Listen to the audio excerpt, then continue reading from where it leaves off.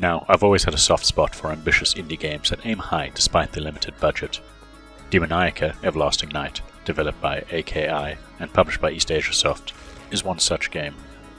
It's a sprawling, hardcore Metroidvania. Think combat complexity and RPG mechanics, not just titillating character design. But first impressions are rough. Even after coming to grips with the combat and the importance of character stats, the control scheme and several design choices remained frustrating throughout. Demoniaca Everlasting Night is set in a dark, gothic universe, filled with literal demons and biblical prophecies.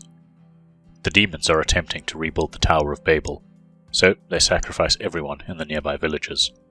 After accidentally consuming demon blood during the attack, the unnamed protagonist survives, sews back up her disemboweled guts, pledges vengeance, and heads off to the tower. It's a simple setup, a wall of scrolling text over some gruesome imagery that gets you into the action quickly, and it's clear AKI is aiming for a minimalist narrative that unravels in a Souls-like fashion. You explore blindly, taking the paths that are open to you, avoiding enemies too tough for you, and frequently bump into new or recurring characters that'll ramble on cryptically. There's Adam, the bare-chested and cocksure antagonist, or at least one of them, who wields the power to control massive beasts in the tower, and initially deems the protagonist beneath him. There's the Boxman, who literally wears a box on his head, and a Crow Knight that both seem intent on training up the protagonist to succeed. There's also a cat-obsessed girl called Klin that taunts the protagonist, but nonetheless provides hints on where to go or how to find some secrets. If you persist, you'll find no shortage of other weirdly named and provocatively dressed secondary characters and potential allies, each with a backstory and a reason for being in the tower.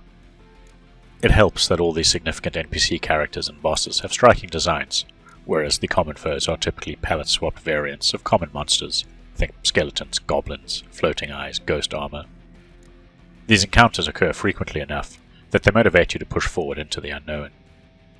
Ultimately, Demoniaca Everlasting Night has a narrative that hooks you by virtue of being weird, in a compelling way. Unfortunately, the same can be said for the gameplay, but the results are less positive. Starting off with the positives though, Demoniaca Everlasting Night combines conventional Metroidvania progression, think defeat a boss, earn a new ability, use it to reach the next boss, and repeat, with a fighting game inspired combat system, RPG style leveling, and plenty of gear synergies to consider. If you're willing to stick with it, you'll come to appreciate just how much flexibility you have with your character build, and how much there is to see in the tower. You'll always want to keep your minimap open to find save rooms, portals, and stores to spend your souls and dust, but there's no shortage of secret rooms, shrines, and rare gear chests just out of reach until you gain the right skills. You're frequently finding new gear, leveling up and improving one of 4 stats, learning new combos and special moves steadily, and there are always new movement abilities that provide an incentive to hunt down elite enemies, or loot chests that you bypassed earlier. Now, combat can be confusing, until you accept you're playing a fighting game within a Metroidvania. The controls are, at least, simple. You move with the thumbstick or the D-pad. There are light and heavy variants of punches and kicks assigned to the face button. Blocking, parrying, and dodging uses the left trigger, and jump is assigned to the right trigger. And trust me, a gamepad is strongly recommended. Now, there are some movement oddities, like how you can wall jump, but you can't simply grab and mantle small ledges. But overall, traversal and platforming feel tight enough for boss battles that require you keep moving. Simple light heavy combos will get you started, but Demoniaca Everlasting Night quickly ramps up the challenge, and you'll have to swiftly familiarize yourself with a sizable list of combos and special attacks, many of which stick to fighting game classics like down forward punch, down up kick, or forward kick. Increasing your attack or intelligence stats, pulling off advanced combos, or flashy demonic attacks all increase your damage output. Gear buffs, coupled with the defense stat, reduce incoming damage. It doesn't take long to realize just how important the RPG elements and gear buffs are when you unleash a fury of attacks on a target, only to have the word ineffective pop up instead of damage numbers. In Demoniaca Everlasting Night, you only deal or take damage once the defense threshold has been exceeded. This results in slower, more measured encounters, as you can't simply chip away at health bars with basic attacks. You need to find the space to land powerful combos or demonic special attacks. Unfortunately, combat is a lot harder than it needs to be, thanks to the clunky controls that can't be remapped, and underwhelming defensive moves. The entire time I was playing Demoniaca Everlasting Night, I kept thinking how much better the experience could be on a programmable 6-button gamepad, something like the Sega Genesis Mega Drive gamepad, or an actual fighting stick.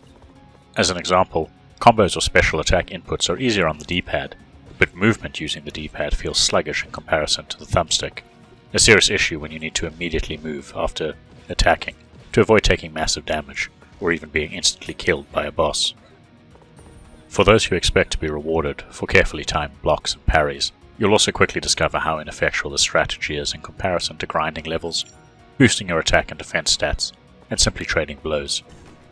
Sure, you can simply hold block, and the parrying window is generous, but neither move seems to stagger or disrupt enemy attacks to any significant degree.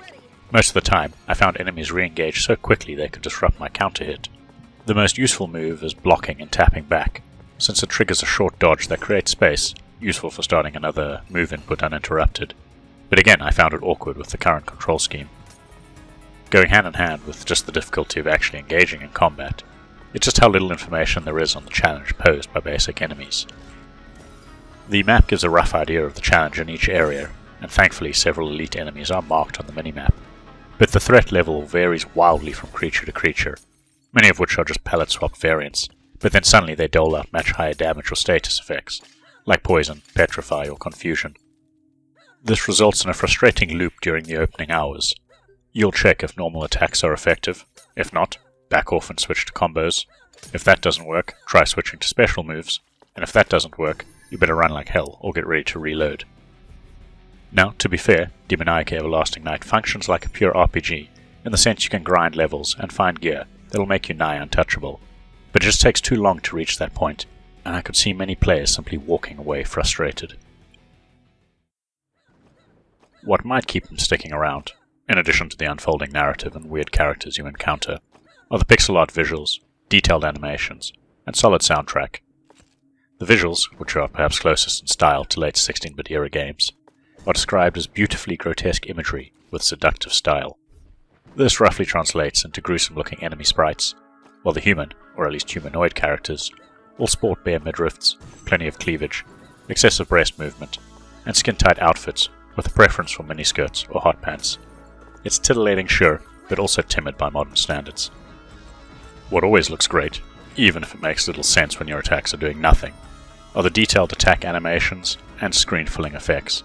Sparks fly, explosions ripple, and the screen distorts when you're hit with a status effect, and you'll even get the odd Mortal Kombat-inspired "Toasty" pop-up when you pull off a critical hit or unleash a massive demonic attack. Now, backtracking for secrets or optional encounters highlights the limited number of music tracks, but they're all enjoyable and they complement the action. Ultimately, Demoniaca Everlasting Night is an ambitious Metroidvania, with multiple complex systems to keep you engaged, but they don't always gel well, and the controls need serious refinement. The longer you play, the more the RPG elements trump the fighting system, and there's no arguing the opening hours aren't rough. That said, if you can endure them, find a rhythm to the combat, and begin to understand your character build, there's fun to be had tearing your way through the demonic Tower of Babel on a quest for vengeance. Die-hard Metroidvania fans should give this a go, while more cautious gamers might want to wait for a few patches to smooth things out.